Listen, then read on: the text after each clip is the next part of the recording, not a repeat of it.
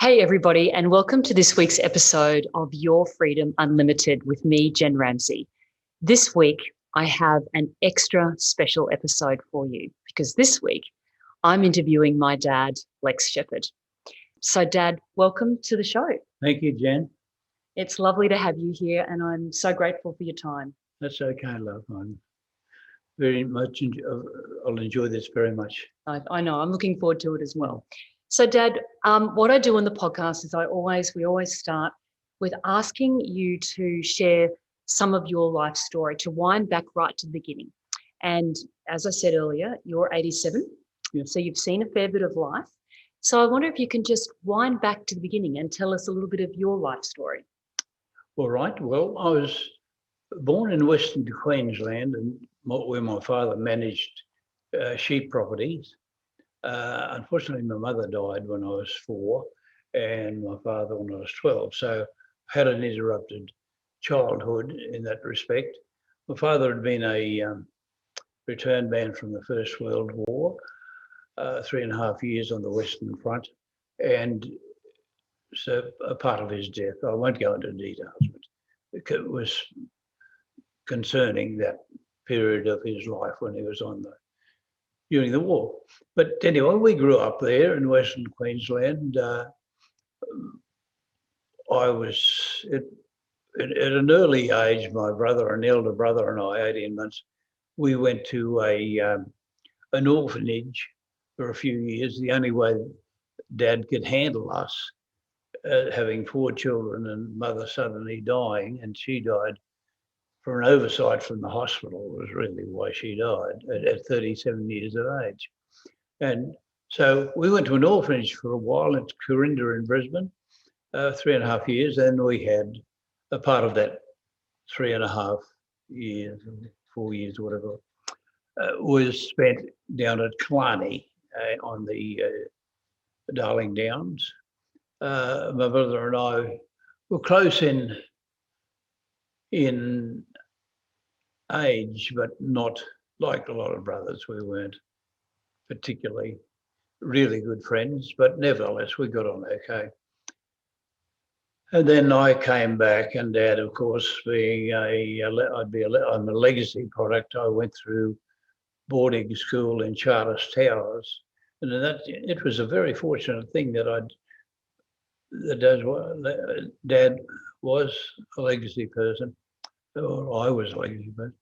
I went and did senior. I matriculated, but had no intention or wanting to go to university. I was just there because the legacy chappie said, well, you will stay there while you are passing the exams. And what I might break in now, just for those of you who may not know what Legacy is, it's a really incredible charitable organisation here in Australia that provides a legacy for children of our returned servicemen and women.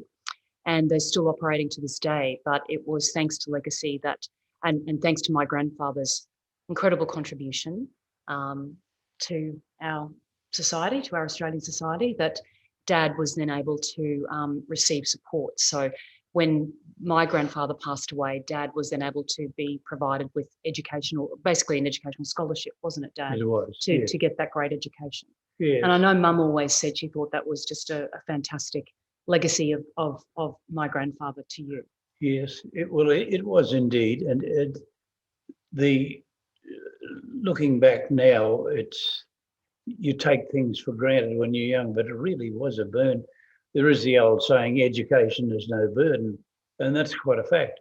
But the good part about it is, if you're at school like that and playing team sports, such as rugby league was what I was more keenest, I was very keen on, and I was given the opportunity to captain our first team. I don't know what to describe it, but Eggie Miller, who was our coach, he was a wonderful coach. He'd been a navigator in Lancasters and just returned from the Second World War, Eggie, and he was probably about 25, 26, and he took the place of my father in a lot of ways. And I've got utmost gratitude for Eggy, because he pushed me, and he didn't push me, but he brought the best out in me, and he said, "Righto, you can referee these matches," when we weren't playing. And it was it was a wonderful place. The school was that college, Toowoomba College in Charters Towers, a wonderful place, and I was very fortunate. So then I went. Would you like? Yes, keep going. Yes, keep going. Yeah, What happened after school? I went to. I worked in the bush, as it was the accepted thing for a lot of people in those days, young people. And I'd went to a place on the Barcoo in southwest Queensland, and then to the Northern Territory, where I worked for 5 years. In the last 2 years, I was head stockman on Burnett Downs, which is quite a big property up there, 5,000 square miles, still the same, Burnett Downs. And it was a great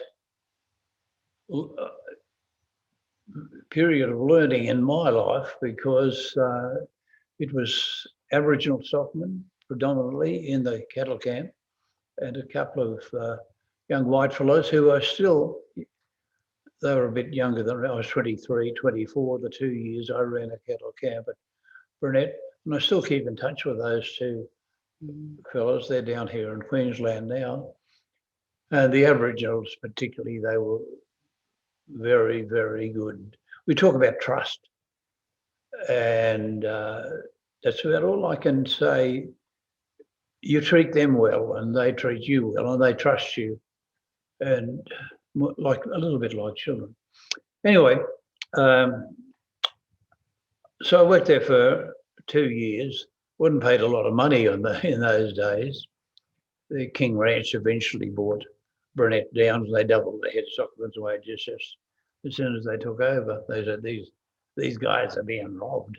So were you there then? Were you when King Ranch took over, or were you there? Well, I'd just gone, and King Ranch took over.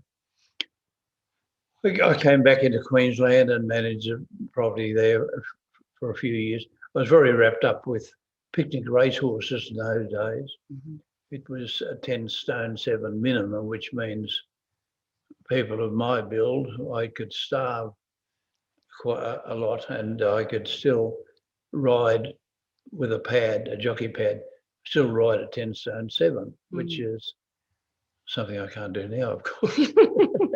And you say you starved, so did you not eat for a period of time? Yeah, for a few days. Really? Eat very, very little. And it was, they say, oh, you should do this and do that. But it didn't seem to affect us. A lot of us did it. We're near the weight. So, Dad, I'd never heard that before, that you said you had to starve before you rode in a race. Is that right? Yeah, you'd like any, I think the jockeys, the younger one, the lighter ones, I'd be right through. They all, what goes down your neck is what makes you fat. That's true. Or heavy. And so it would be a matter of being very careful with what you ate for a period of time, a week or a fortnight maybe. And then and picnic races were a very big deal out in that country. We could they didn't cost a lot of money to race horses, to race the horses. It was in the paddock, but it was very well. It was a big social event, wasn't it? A big social. It wasn't just about the horse racing. It was about everyone coming together because of very remote communities. There weren't many people living. People weren't in. There weren't a lot of people around, so this was a chance to socialise and get together. Yeah, Burnett would have one race meeting a year in the big Camel Wheel in Tennants Creek, and a place called Renner Springs further up. And then coming back into Queensland, there was Winton picnics and Tower Hill. They were wonderful get-together places. And that was where I actually got to know Margaret, who was to be my wife eventually. She was married to a chappie, Dick Breckenridge, and she they were married for a few years, had 3 children when he was unfortunately killed in a plane accident. She went away, and Margaret went away to Cowra and became district nurse down there, bought a house, and which is quite close to her parents, so they supported her very well. And by this time, I'd bought a drilling plant, and I was drilling for water, artesian and sub-artesian water throughout Western Queensland and up in the Gulf. The way Margaret and I met was very fortuitous. I'd had an accident off the drilling plant, doing something stupid, I suppose you would say. I was, anyway, not taking enough time to think about it. And so I took a fortnight off to go down to Winton, and Margaret had just happened to come up from Cowra. And this is 5 years after her husband her first husband Dick had been killed. And we met this night at a do there in Winton, and we got on well. Got together the next day, and then Margaret said, "I'll come down for Christmas to there," and then by the end of that time, we decided to get married. Now, I want to interrupt you here because there's a really amazing precursor story to this story. Yeah. So, well, I'm not sure if you wanted to share this story, but about the dreams you'd been having before. Yeah, well, it was while I was drilling, it was good occupation for me. I was making plenty of money, and I was I wasn't tied down. If I wanted to go anywhere, away I went, and but I wasn't married and didn't look like being married. And a lot of my friends, they were married and had a child or 2 children perhaps. But I had this dream, a recurring dream that would come along and say, "Oh, yeah, don't worry about it, you'll get married." So. And what will tell us about the content of that dream? Remember? Yeah, that you'll be married, and when you are, you'll be living on a property where there's a house and the sheds are a bit of a distance away, 100 yards or more, or 200 yards perhaps, and there'll be kids running around. There was 3 or 4 kids. No, I couldn't quite work out how many were, but I knew there were kids running around, 3 or 4 kids. And you had this dream more than once? Oh, I had this quite a few times over a period of time, and it actually allayed my worries and concerns, if I had any worries and concerns. I thought, "Oh, things will be all right. Just keep going the way you are." So when I met Margaret, we decided we would buy this property. She had an interest in this property with a big, huge debt on it, and I bought the other half of she had a half interest. I bought the other half. It also had a debt, but nevertheless, we financially we're viable opposite. So we decided to buy that and together and get married, which we did in 1969. Yes, 69. And we moved up to the Darling Downs, about 40k south of Dalby on the Darling Downs. The first thing of note that happened there was 12 months later, Jennifer was born. And but let's just, and I guess what was amazing about, I've always loved this story that Dad's had just shared with us, is that the property was exactly as his dream, and how his life turned out was as his dream. The property, the house was a long way from the sheds. It was on a waterway, and Mum came with 3 children, and then came along 12 months later. So your dream really did come to life, did come to pass, didn't it? That's right. It was a sort of murkiness in the dream, the kids running around, but definitely the house there and the sheds further down, and the layout was exactly as my dream had. Wow. The layout, how things can be laid out. So we got on very well. The first thing, of course, I thought, oh, well, someone said something, oh, you know, stepfather. Well, I thought, well, I like kids, we get on. But it's not as easy as you think, being a step parent, because the real, or the, what do you term, what's the term, the mother, birth mother is very much oriented with the children. And so we had our little quirks there, but we solved them, and kids went as educated them as far as they could go. And Jen came on and went probably the furthest. She went to uni and has done very well. And although David's now, my brother now has 2 degrees, so he's gone further than I have. Well, yes, that's right. Yeah, and so it was a wonderful time on a property there, because it had a creek there where there's fish in and you could swim. There was horses to ride, and there was pigs to shoot, and there's motorbikes to ride. So, and the kids, whatever was work, seemed like play to them. And even later on, when the older children had gone on their separate ways, I was very fortunate to have Jen as my chief stockman. And if we were mustering the cattle, and we ran about 200 or 300 head of cattle at times, sometimes around sheep.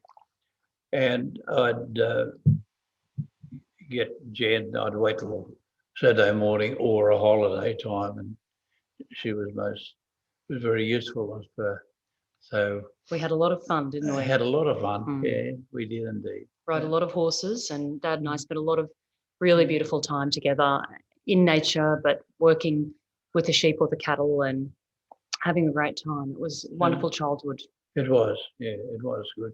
And I can recall probably one of the time, fun and joy was one of your headings you have here. And recall we went to the to Surfers Paradise. Now I think you must have been about 6 or 7 or 8 or thereabouts. And we had a ball, probably nearly a foot in diameter. It was one of those balls you could kick or you can throw and got air inside. It wasn't a football, but it was a beach ball. A beach ball. Yeah. And we were kicking this thing out to sea, and there was a very strong easterly wind blowing, and it had come back to us. And either I'd give it a Jen. And it's one of those periods of quite absolute joy in doing it, in reacting with just being together, and doing that. And the more I enjoyed it, so the more you did, and it seemed to count up. That was a wonderful time there with and I have to talk about, Jenny had a horse. I bought her a Welsh pony, little grey fella. He was a little beggar.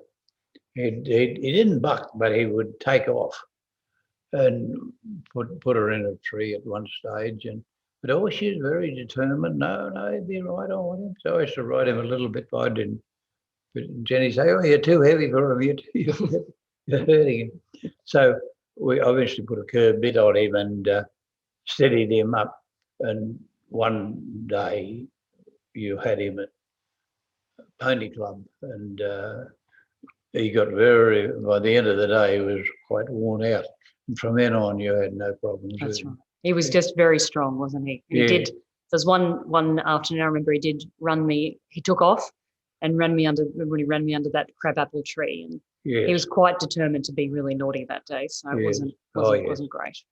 Yes, but once I can still remember that day. And talk about gratitude, he was sort of worn out, at the end of the day, and we'd been in the showgrounds in Dalby with the pony club, and I hadn't clipped him for a while, and he had grey hair, of course, but he sweated a lot, and all the dust, the red dust came up, and he looked half red and half grey. And he was just content. There was you, and I ended up putting about 4 children. I had a photo of about 4 of you up on Old Ben, and he was quite happy to stand there. He didn't want to fiddle or run away or anything like that. So that from then on, He was quiet. quiet. Oh, much more quiet. And I do believe human beings, when we're young, if we can handle something that's a little bit bigger than us, it's very good. Mm. We rise to the occasion, don't we? Yeah, we do. And it's good. And we always remember, well, I can do that. So we went on, and Margaret and I were married for very close to 50 years. And it was a beautiful marriage, because the longer we were together, the closer we became. Mm. We didn't drift apart at all in any way. And we were very, very happy. In the finish, Margaret got dementia. It's a slow thing. Dementia takes a lot of different angles and curves, but she had got dementia, and the specialist said, well, you'll have her for 8 years. We actually had her for 15 years. We cared for her. And she was still good. I'd take her out west. We'd go to Camberwell, which is west of Mount Isa. And she was very positive travelling along, even though she'd lost a bit of... For instance, I'd say, what do you want to do, love? We do this or do that. And she'd say, well, whatever you want to do, whatever you want to do. So she wouldn't make decisions, but nevertheless, she was quite positive in what she wanted to do. And we said we'd go to what is termed the Drovers Reunion in Camberwell. I have it once a year, and it was a great time to go out, because a lot of the bush people would come back to Camberwell, and it was good to see them, albeit 50 or 60 years later since I've seen them before. But yes, we got on very, very well. One of the funniest times I recall is it take us 4 days to get out to Camberwell and 4 days to come back, just taking our time, this driving motorcar. And we'd stay in a motel. Anyway, coming back the last morning, we were staying in Roma, and it was a pretty cold morning, right at the end of winter, but it was a frost outside. And we had a sequence that I would care for her and get her ready, and that, and she was used to it.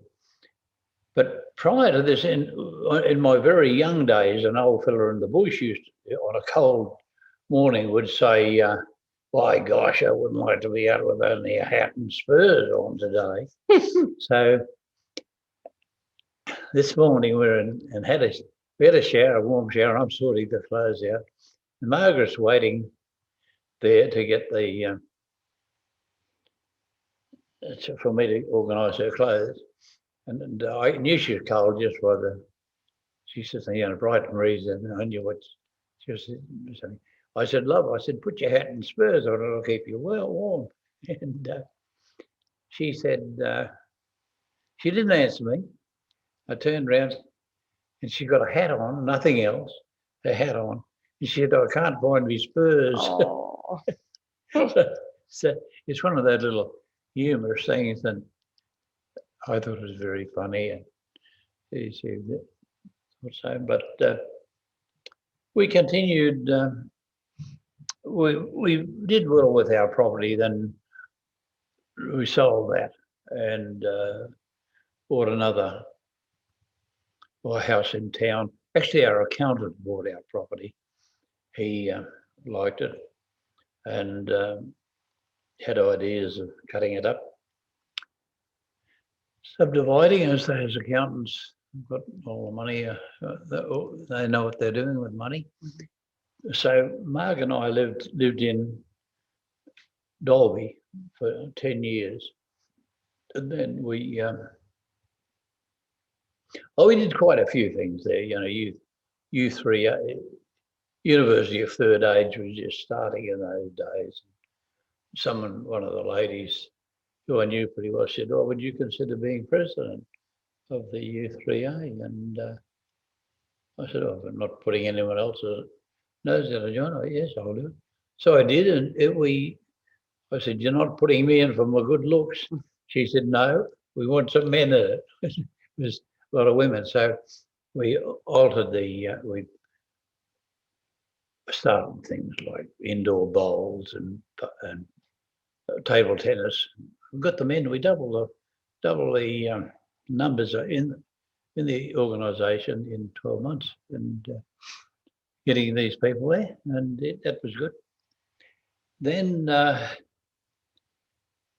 Marg was getting a little less. I was looking after her more than I had been, and it was time for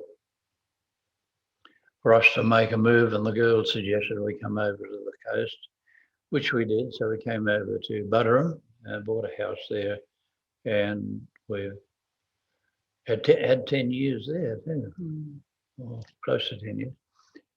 And that was good. And in the finish, I was caring for Marg. She lost a lot of weight because I was the cook. Oh, I'm not sure about that, Dad. That is because my cooking not all the best, but we had a very good marriage, a very fortunate marriage, despite what problems occurred. And I'm thinking of the dementia. We had a very good marriage, and the longer it went, the more solid it became. Yeah, I know friends of mine, Dad, have said to me that they feel that you and Mum were like lovebirds, and I think you really were. And the thing that I saw you do for Mum more than anything in that time, as she steadily declined with the dementia, was that you maintained her dignity. Yeah. And that was I learned a lot from you in that process. You were very staunch about her dignity and her being treated just like everybody else, even though there were obviously some cognition issues that she had. And to me, that was a really big learning in terms of it demonstrated your love, but also that dignity, and the fact that you took her everywhere with you and you involved her. And I often think that we got those extra, 8 or 10 years because you spent so much time so deeply caring for her and involving her. You took her to the music, Dad.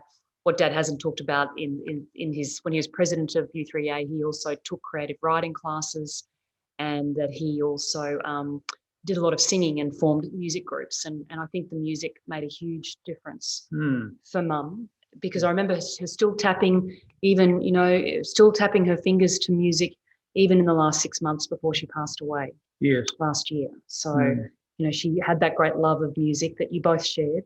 And you engaged her and you involved her in all of that. Yes.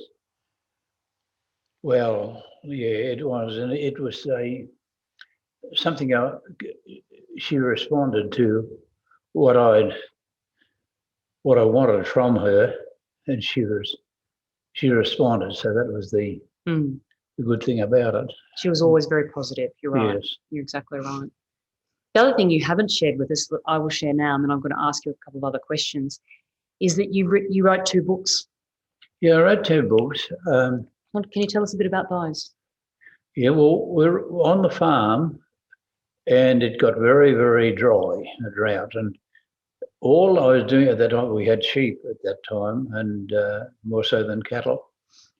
And I was feeding them 2 or 3 times a week, used to feed them corn. maize, or, that's the yellow maize or corn, whatever you like to term it. They used to come out, and sheep do very, very well on that. They don't need a lot. They need as much in a matchbox per day, and they will thrive. Is that right? It's incredible stuff. It is corn. And they can see it. See, it's yellow. It's in the dirt. They'll pour it, and they can pick it up with their lips. So I was feeding, and not a lot else to do. You can't work the country because it's too dry. And you can, I suppose, go and do outside work if you want it. But Jen had she'd gone to uni, and we'd bought her a computer. It was a big old thing. It was a big old thing. Which had a mouse, used to work. And Jen said, well, that computer's good, but she said, I don't need it now. There's plenty of computers at work, and they're more modern. I'll bring it back, and I'll show you how it works. And right, yeah, so she did. And I thought, I'm going to write a book, because something I'd always wanted to do. And anyway, she brought it back and showed me how to use it. So I wrote a book. It was self-published, although they're both self-published. And the first one I could have, if I was doing it again, I'd approach it in a different manner. But the second one I quite later was a novel. And it's an accomplishment too. All of us, the old saying, all of us have a book in us. And I believe so too, because we'll all live different lives. We've all lived different lives and different growing up, and we've all had our own little stories. And if you can get them down in good old plain English, it's interesting. And what is interesting is the fact that I got the novel I wrote. I got information from what I call Jack French, who'd been a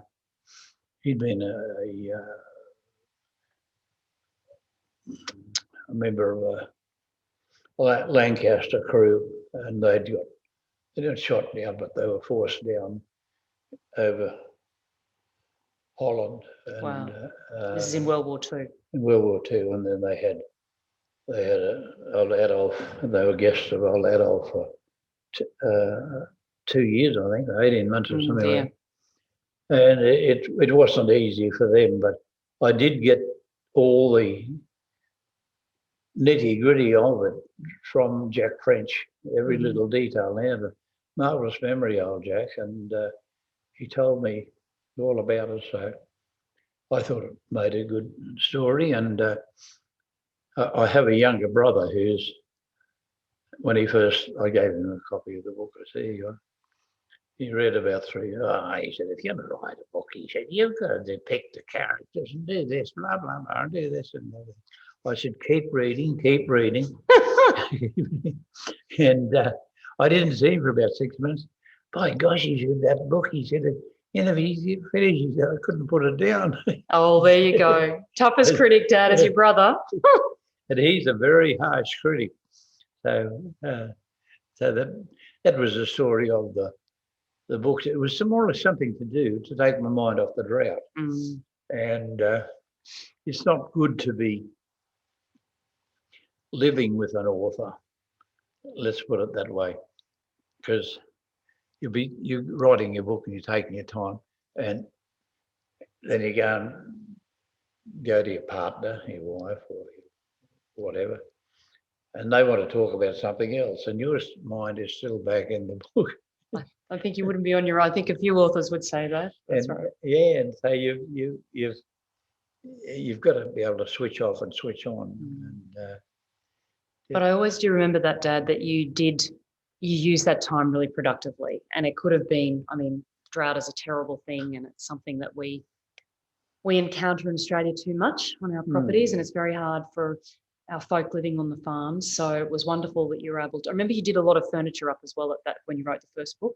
There was a lot of furniture that was done up, and a lot of that book was written. So it was just, and it's a great I agree with you. I think we probably all do have a book in us, and you've given us a great legacy. Not only in Dad's first book is called My Own Boss, and it's all about his life and so on. And then the second book is called That's the Way for Joey and Me. And it's great that you were able to turn your hand at both types of writing as well, which is great. Yes. No, any tips for budding writers? Any tips? Probably all I can say is, speak from the heart. If you're trying to get a message across, and speak from the heart and really believe in it. My second book, which is a novel, I was working on racism, which is what I wanted to emphasise. What a terrible thing it is, really, racism, and so I suppose write from the heart and think about it carefully, but if you want to do it, do it. Don't sit back and think, well, I might write a book sometime. Get going, and you might only be able to afford 10 minutes a day or 20 minutes a day, but get stuck in and do it, and you'll find that it'll come. The more you think about it, the more things will come, different slants, different ideas. So, yeah, and it's interesting. It's very interesting procedure, writing a book. It is. It's a big job. It's a big commitment. I love what you've said. And for everyone listening, as we're moving into 2021, if you've got this idea for writing, well, take Dad's advice. I think just get, and even, as you said, 10, 20 minutes a day. That's something we can all do. Yes, that's right. You might be able to afford more time than that, and some people can. But whatever you can afford the time, but mainly to get started. I think it's like anything in life. If you're going to do it, the first thing is you've got to get started. That's it. Yeah. Have you got any tips on how to get started on something if you're procrastinating? Have you ever had any trouble getting started on something? Normally, if it's something that's dear to your heart, something you want to do, it's no problem getting started. Other times, it's not. For instance, I'm just thinking, our property at Lincoln Park, it was at Dalby, it was 3,500 acres, and it was a little bit of arable country, not a lot, brigalow country, but we ran mainly cattle, and got to a stage where I thought, we're not making a huge amount of money from these cattle, but wool, I think, will come good. It was just something I had in my mind. So I said to Marg, we'll sell all the cattle and we'll buy some Western Weathers, young ones. She said, whatever you want to do. She was very agreeable, Marg. Whatever you want to do, she said. So we sold all the cattle, except our few milkers, which we used to milk for the family milk pot. And we went and bought Western Weathers, two-tooth Weathers, which is just past the lamb stage. And they're good Weathers and good wool. And fortuitously, I picked the right time because the wool prices went up, and it was quite a lot of work in sheep, whether you've got to watch for worms and you've got to watch for blowfly, and keep them healthy, and they'll keep you wealthy and wise. Yeah. And you had some very good years with also. We did. So you just got started. You just didn't think, you just went, right, we're going to do this. I said, righto, we're going to do this.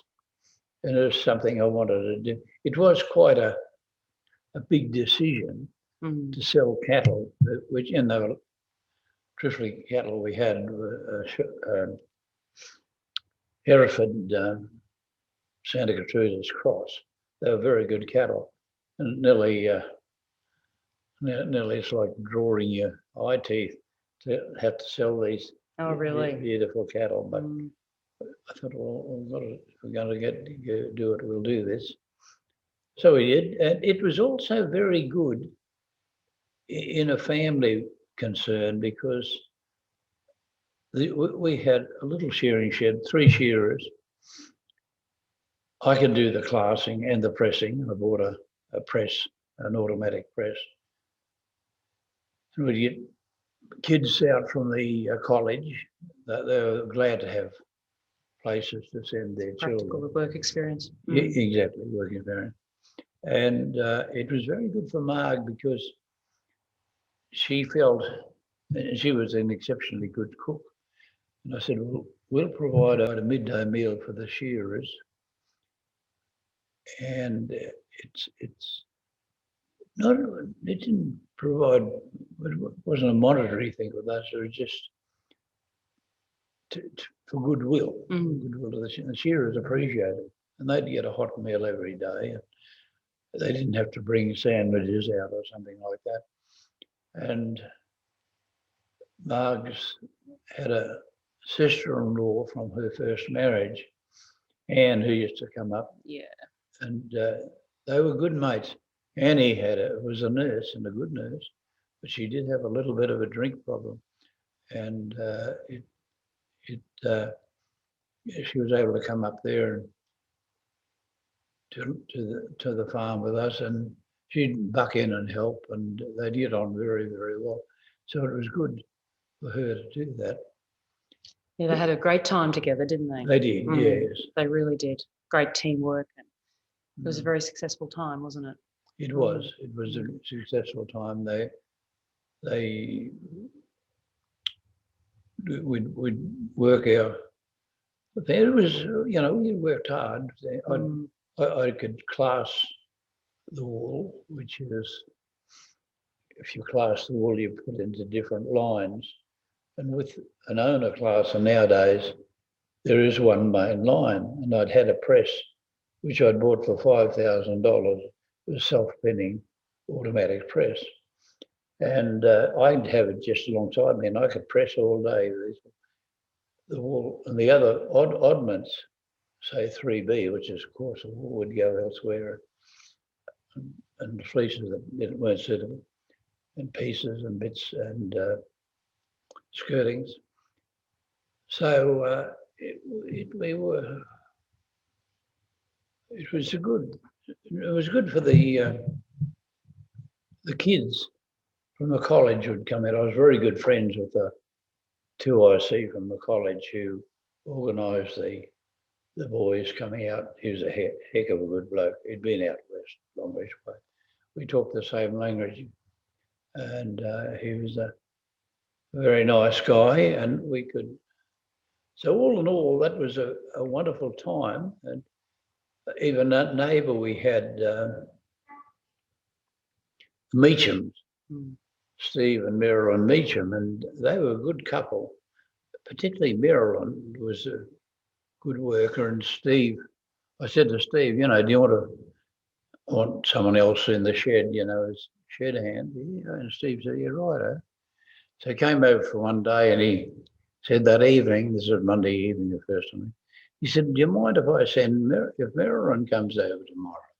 He said, she's a better man than I am. Oh, my. Oh, dear. She's a better man than I am. And I said, no, I don't mind, because she was a big, happy-go-lucky lady, and always had a smile on her face and a bit of a whistle on her, and worked very well. So it was good for us to have that friendship with the Meachams. That's right. Yeah. Marg got on particularly well with Marilyn too. They were very happy times, weren't they? They were very happy times. They were busy, very busy, but happy times. And the end of the week, you could. Well, I had to do. We didn't have a lot of storage space in the shed for wool, so I rigged up a thing where you pulled the wool up on a trailer, back the truck in, and we'd load the first load of wool on, and I said to I rang the railway. I said, could I drop a load of wool in, a truckload of wool on bales of wool on Saturday morning? Oh, we normally don't work on Saturday morning. I said, well, look, if I bring it in, you just indicate which wagons you want it in, and I will put it. Oh no, you bring it in. You'll be right. We'll have a bloke there. So the railway were very, very good. They worked in well as well. Yeah, isn't that great? So we've got that. We could get one load of wool away on the first Saturday, and then the second Saturday we had a load and a few over on the thing. So it was good. I had to organise what we were doing, and they were good sheep. That's the first most important thing, I think. I bought very good sheep by the very best, and these came from Tambo, Blackall area in Western Queensland. They grew into monsters. Cut a lot of wool. Oh, very good, clean wool, and so excellent. Yeah. So, Dad, thank you very much for all of the time you've spent with us so far. It's been wonderful to hear your life story. That's okay, yeah. It really has been. And I want to ask you some questions now about some of the things on the podcast in the last year. We've talked about a lot of things about like emotional frequencies, things like love and trust and gratitude, accepting and allowing and things like that. And I wanted to talk to you about some of those now, not all of them, but some of the key things now. The first thing I wanted to talk about was acceptance. You've had to accept some tough things in your life. You've had to accept losing your parents at a very young age, which too young in my opinion. And you also had to accept Mum's diagnosis of dementia. And I guess I just wanted to ask you, what was it like for you to accept those situations? Well, for a start off, I think we humans, we're herd animals, and we work. It's what we do. It comes for the good of all of us and the help from all of us, I suppose. As far as my parents dying young, I remember thinking at the time when I was young, well, that could be worse. But I was very fortunate. I went to because my father was a legacy man from the First World War, I had a very good education and availed myself of the opportunity to a big extent, and especially with sport. And so there was always optimism. Optimism is something that's innate with us. We're either born with it or not. I think we're probably not fully optimistic all the time, but nevertheless, if a situation turns up and looks very grim, there's a possibility of quite a few resolutions to the problems. And normally the human mind will look around for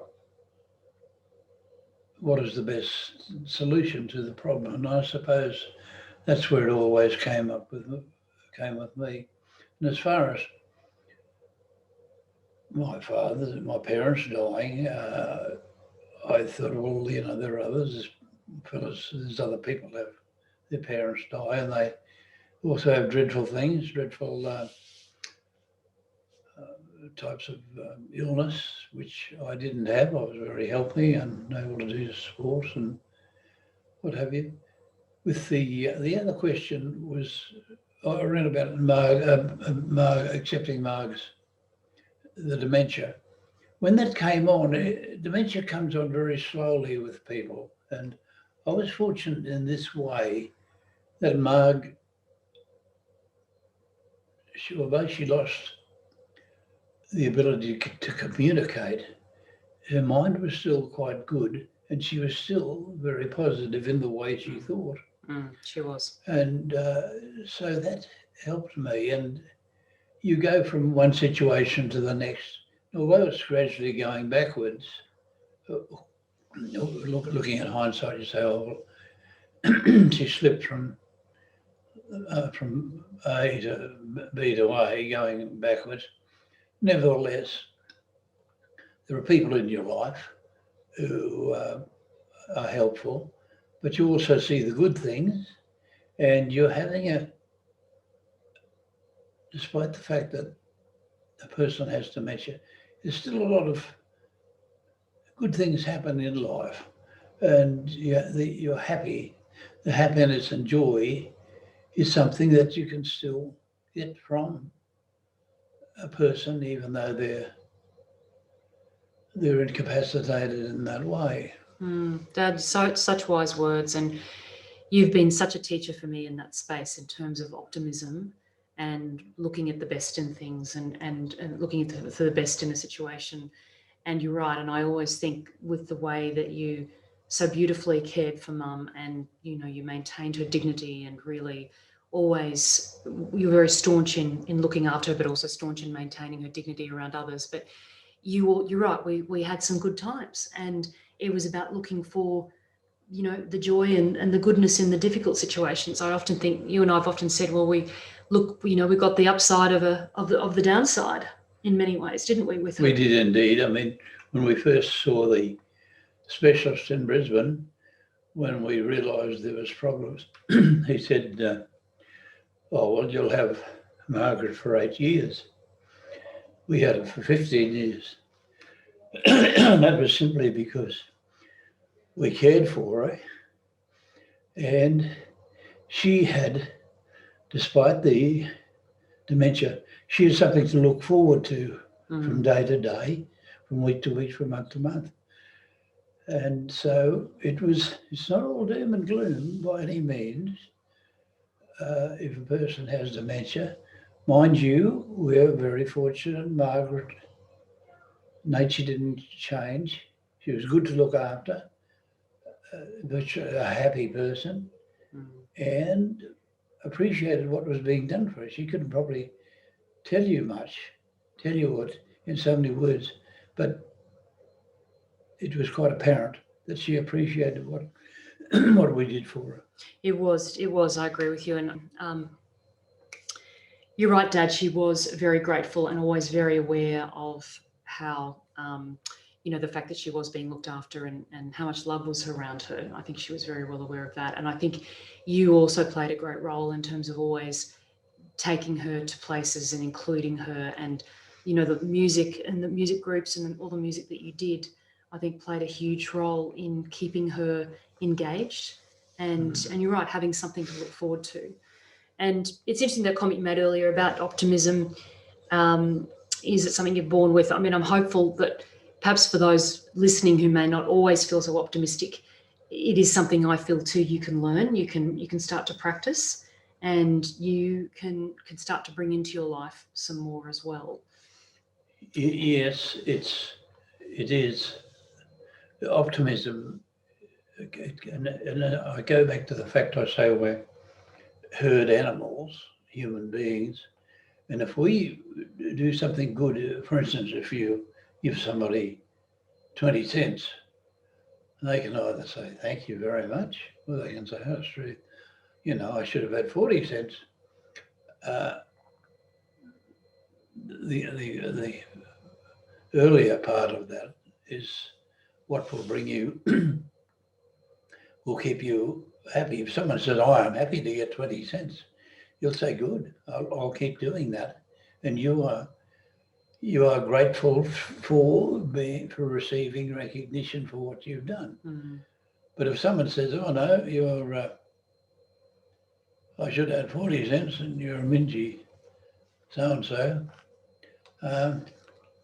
well, you're not going to try much more from that point on. It's a virtuous cycle, isn't it? And I agree with you. I think the more gratitude we have, the more wonderful things come into our lives. And, yes, and certainly, that, and this frequency of gratitude, which we're talking about, it's just such an important emotion to feel.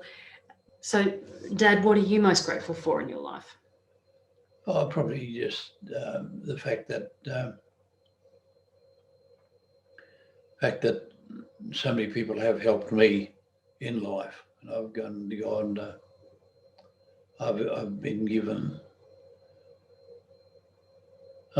a lot in various ways.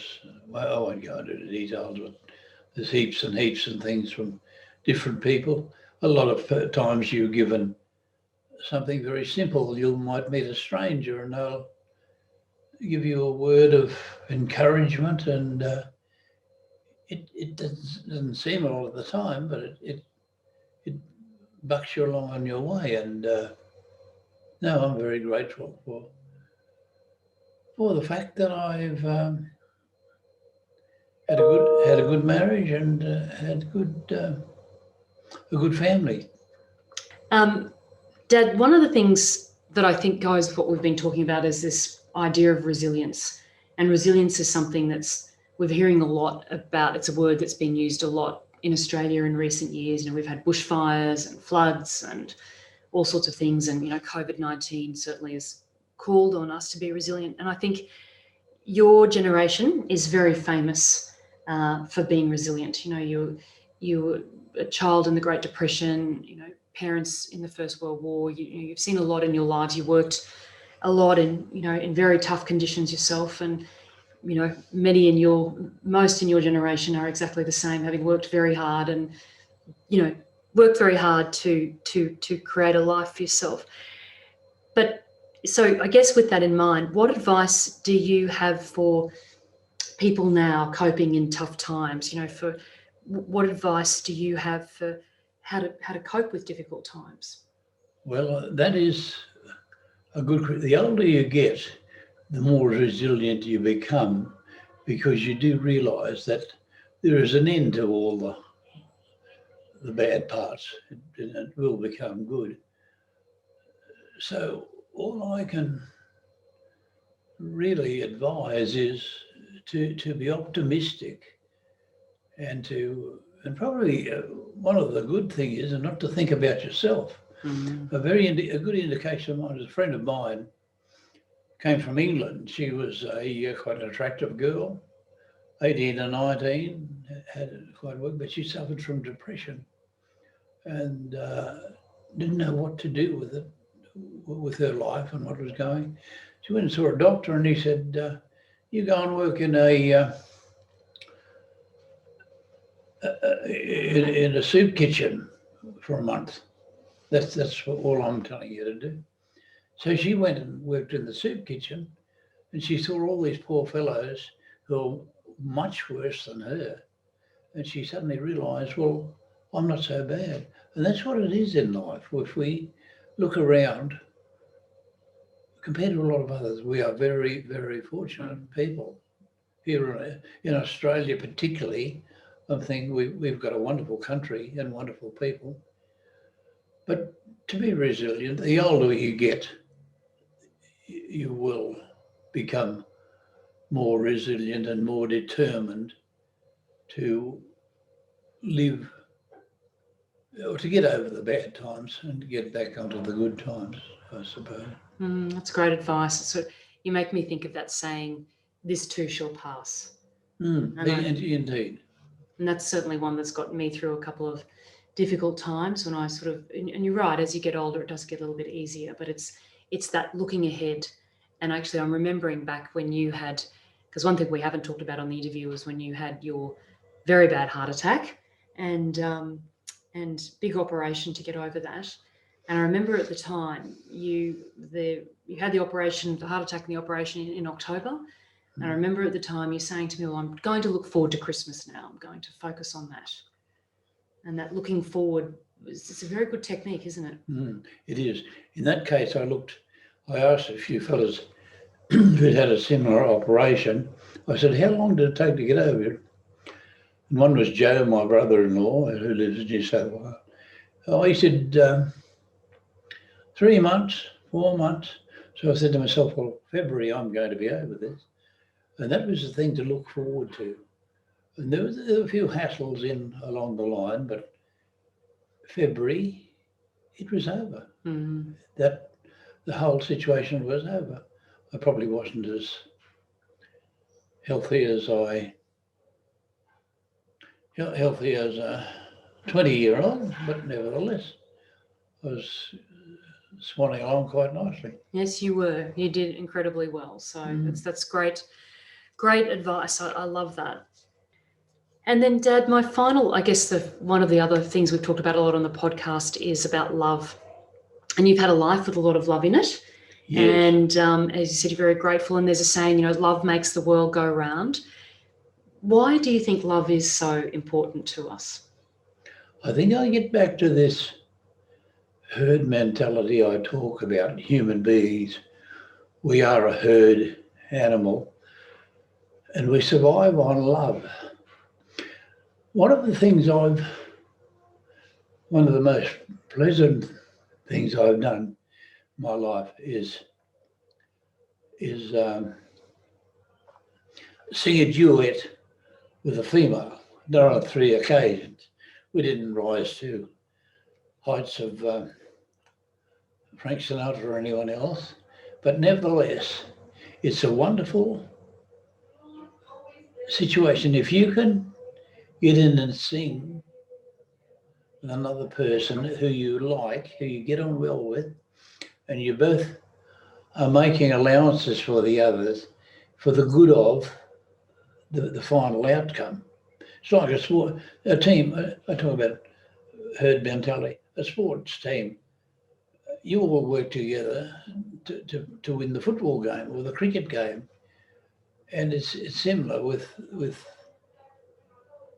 that. In particular, I can recall these singing with these 2 disparate ladies. One was a German backpacker who could sing quite well, and we got in and sang a duet together. And it's very, very engaging, and the love that you can feel the love there. You'd never talk to anyone and say, "Oh, this love." And it's a different type of love to a partner. Yeah, what do you call it? Love. It's not you're going to go and shack up with them that sort of business, but it's you're just getting together because you really, really like them, and you can do this thing together which you like. And the same with a football team or a cricket team. You like your mates, but probably not all of them, but you like them. And when you win, when you do something to make them win, you're happy because you're making them happy, and they're happy for you. So that's part of what I keep getting back to, this herd mentality. We need one another. We need one another, and we need bolstering from one another. Mm-hmm. That's a very important part of life. The connection you're talking about, we need that. We really do crave and enjoy that connection, don't we? With other human beings. We do, yeah. Yes. Mm. And it is part of how the world goes around.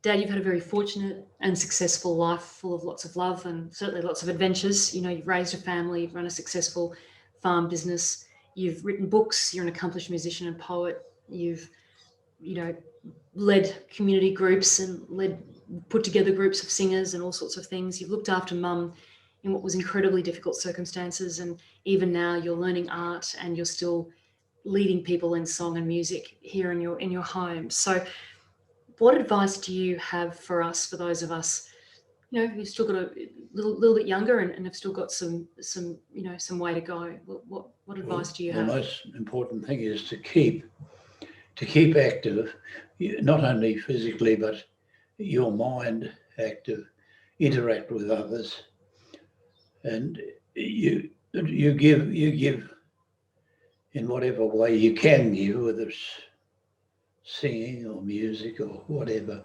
and you'll get it back in spades, because someone will come along and say, I enjoyed that, and that lifts you over the moon. It's a wonderful thing, and we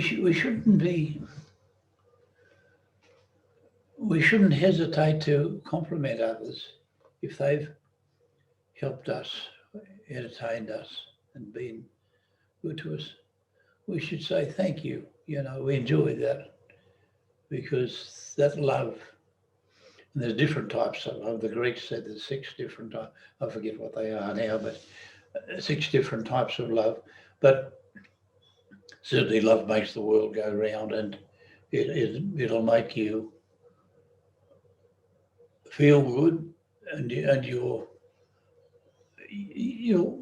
life will say, right, what's the next page I've got to turn here in my life? Well, where am I at?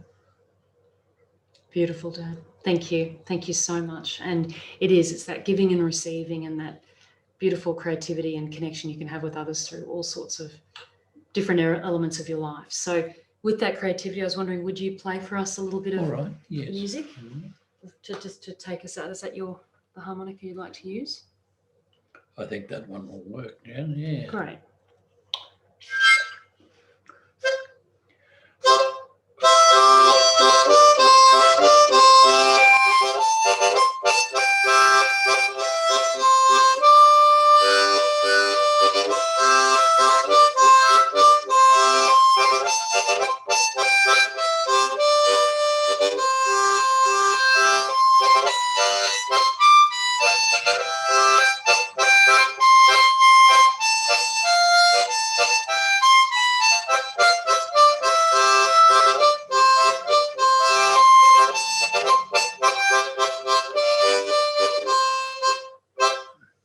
Oh, beautiful, Dad. Give you a little round of applause. Thank you so much, and thank you for your time. That's all right, Jen. Thank you for having me on your show, and I hope it comes out well, successful. Well, Dad, it absolutely will be, because you've been on it. So thank you so much. Love you.